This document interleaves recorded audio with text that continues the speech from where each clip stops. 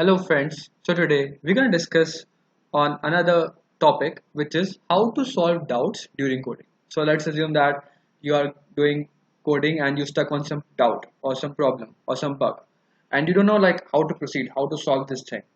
You have no idea.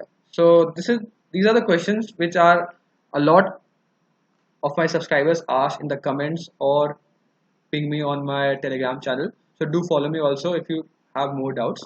So I have jotted down a lot of points which come to my mind the ways I solve doubts. So let's discuss them one by one.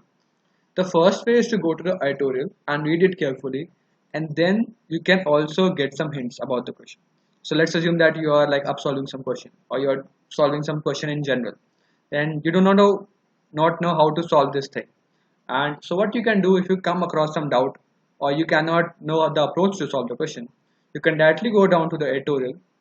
If the tutorial is still not understandable to you, then what you can do? If you are a lead code, you can go to the discussion section and open 3 or 4 articles and try to read them because they have a good explanations of the questions itself.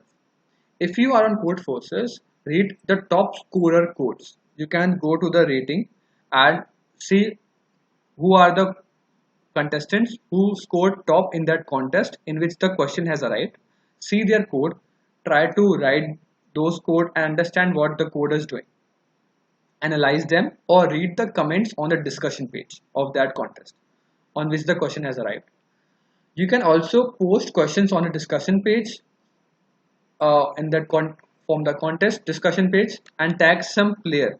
Okay, like if you tag some player, so that person will get a notification and that person can also help you. You can also message 5 to 10 people. Okay, and then maybe at least 1 or 2 can reply to you and explain to you how the questions work. Cool. Star contestants on Codeforces for which you can read the code. So in Codeforces, you can go to the profile of any of the contestants, star them, and so actually they will become your friends. So whenever you give some contest, you have some option who are your friends which is giving the same contest. So because you know that these persons are good coders and they write good readable codes, you can read their code easily because you know that their codes are much readable in compared to any random person code. So that will help you to analyze the code well. Okay. Bookmark the question you are unable to solve. So let's assume that you are solving some question and you stuck on it. You should, if it's very hard, you should leave it. But if you know that you can do it, you should bookmark it.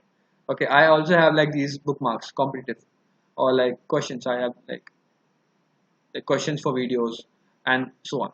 So what you can do, you can bookmark these questions and later on after 2 3 days or like after 2 3 hours, you can again go to that question because maybe in the first time you are not in the good mood to solve the question or you might not have sufficient knowledge at that time. After 2 3 days, maybe you have solved 2 3 more questions and you might got some information later on, but you can solve it after 2 3 days. Okay. So try to read the tutorial 3 4 times. If you cannot understand the tutorial, you can read it 3 4 times, word by word. Carefully read it tutorial because we might just read it very fast. But if we read it carefully, you might understand it. There's a good chance. Also, if there are some jargons in the tutorial, like some disjoints, or you might see them prefix sounds, you can Google it. What does that jargon mean? Also, you can then read the tutorial again after understanding what the particular word means. Not always solve just random problems.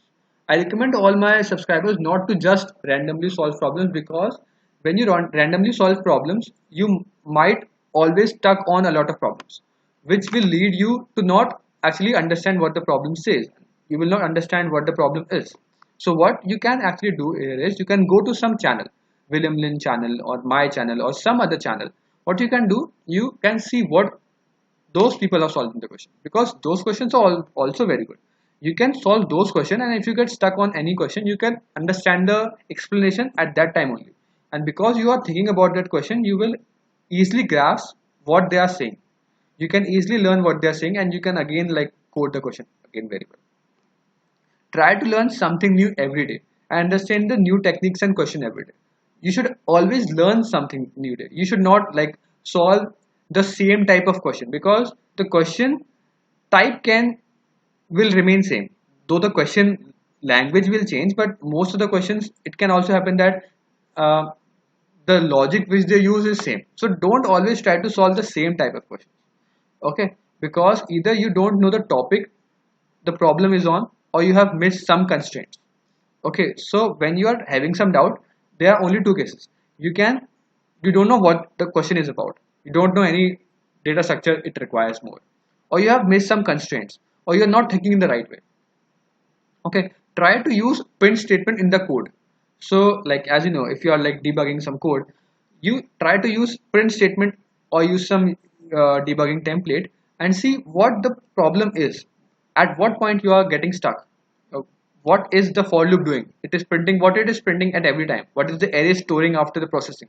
You can always use the print statement and try to rectify what the state is, how the code is perfectly running the way I am actually want the code to run. Search the question on Google. Maybe it is a standard problem and you might have not seen it, like it is a standard problem but you have not seen it, and thus you can get a well written document on it, because if it is a standard problem. Like if you don't know knapsack problem and you like search it on online, you can get a lot of plenty of good articles on knapsack problem, so you might get it. But you, if you are beginner, you might not know what a knapsack is or knapsack problem is. Okay, search for other people blog or article on the platform for the same question if you are stuck. Also, maybe someone else have might explain the solution in a more elegant way. So like if you're and like if you're solving on AdCoder, just write the AdCoder problem name on Google and search it. So there might happen that a lot of like Japanese people have written a blog on it, and so you can just like use Google Translate to convert that Japanese into English and understand what they are saying actually. You might always get some type of hint if you read the code, the editorial, 2 3 blogs.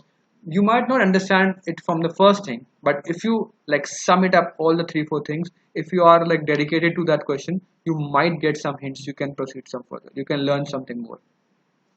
Ask your friends or join your college group or online group on Telegram, like mine, and you can ask your doubts there. There is a high chance that you can get your doubt cleared there.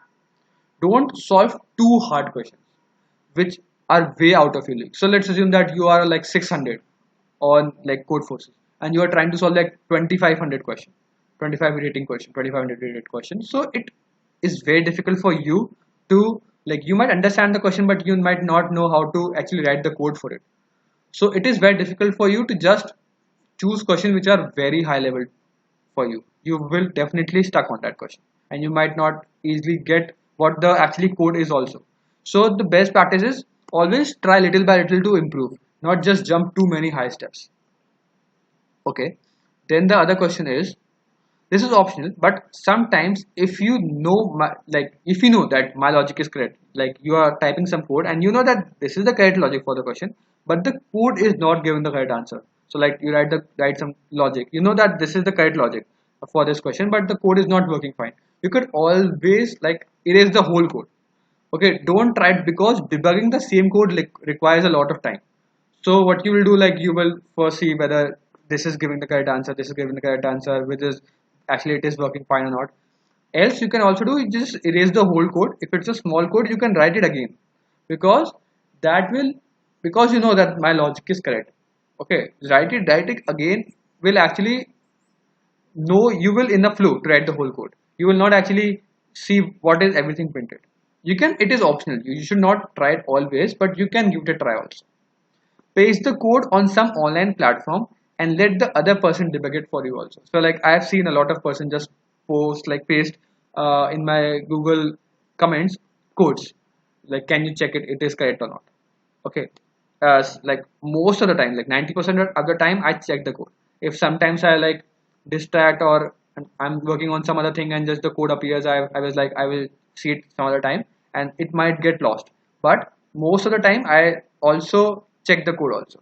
So or you can also put it like on code forces discussion page or on my like Telegram channel or any other Telegram channel. So it will has a high chance that some other like person can get your bug easily and it can tell you that this is the bug, you can solve it. And if after all this, if after all these points you still don't understand the question, just leave the question. Don't just stuck or waste all your time on a single question. There are a lot of plenty of questions for you which are also very good. So study them. Don't just stuck on one question that I have to solve this. Okay, you can bookmark it. You can like leave it for a lot other time, but don't just stuck or spend like 3-4 hours on like debugging a single question. Okay, so it's not beneficial for you also. Okay, so and lot of problems. Move ahead and solve some other problems close to your level, or just like above your level, not too above, not too high. I hope you understand all the points. If you still have any doubts, please mention down. If you have more doubts or more questions, please let me down in the comment box or in my Telegram channel. Thank you for watching this video. Share it with your friends. I'll see you in the next one. Keep coding. Bye.